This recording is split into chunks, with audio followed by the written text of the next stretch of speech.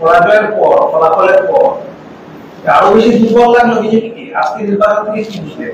না, বিজেপি দুর্বল লাগবে কি করে? আপনাকে যদি আপনার বাড়ি ছাড়া করে দেওয়া হয়, বিজেপির কর্মী যদি এলাকায় থাকতে না পারে, মিথ্যা মামলায় তাকে যদি অভিযুক্ত করে ফেলা হয়, রাত্রিবেলা স্ত্রীর মাথায় যদি রিভলভার ঠেকিয়ে দেওয়া হয়, পরের দিনকে আপনি আশা করেন একটা অত্যন্ত নিম্ন মধ্যবিত্ত প্রান্তিক একটি পরিবারের ছেলে বুথ এজেন্ট হিসেবে সেখানে বসবার সাহস দেখাবে? তবে সর্বত্র এই জিনিস হয়নি। তৃণমূল কংগ্রেস শাসক দল বাইরে থেকে লোক নিয়ে আসার তাদের শক্তি আছে, আর শুধু শক্তি নয়, তাদের সামর্থ্য আছে, এবং সামর্থ্যের সঙ্গে সঙ্গে পুলিশের সহায়তা আছে। পুলিশ তো ন্যূনতম সহযোগিতা করছে না, কোনো অভিযোগ নিচ্ছে না। বহিরাগতরে চিহ্নিত করে দিলে, বাড়ি চিহ্নিত করে দিলে, কোথায় রাখা হয়েছে, কোন কোন জেলার লোক, সেটা পর্যন্ত পুলিশকে জানালেও পুলিশ কোনো ব্যবস্থা নিচ্ছে না।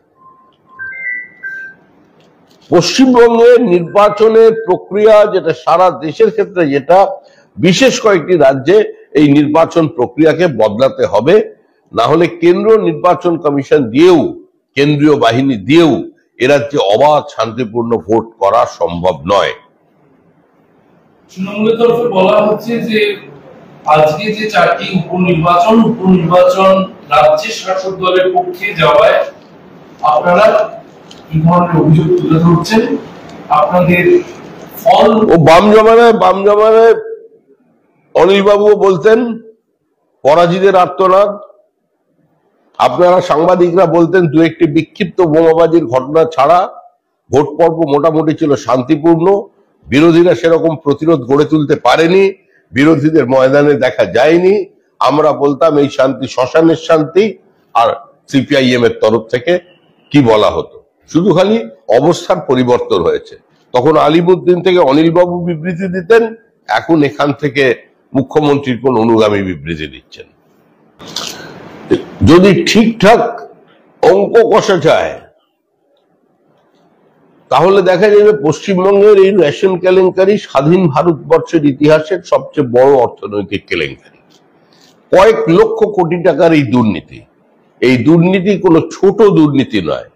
যে দুর্নীতির একটা পয়েন্ট দিয়েই 20,000 কোটি টাকা ফরেস্ট কোম্পানির মাধ্যমে বাইরে পাঠানো যায়, সেই দুর্নীতি তো হবেই।